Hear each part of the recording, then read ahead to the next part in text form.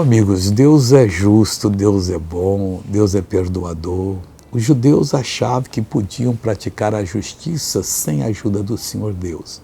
Veja que Paulo falou em Romanos capítulo 10, versículo 3. Porquanto, não conhecendo a justiça de Deus e procurando estabelecer a sua própria justiça, não se sujeitaram à justiça de Deus.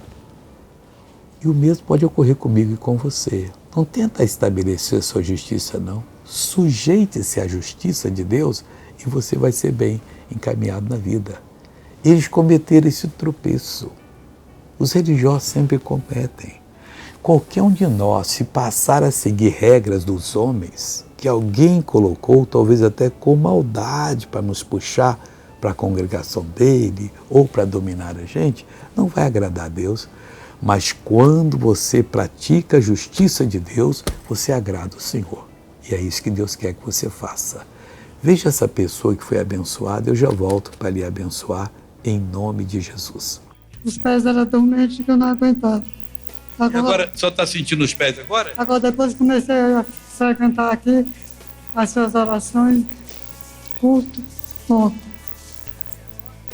Como é que a senhora dava antes da... Estava assim. E ela segurando aqui, a filha segurando. Quanto tempo você anda segurando assim?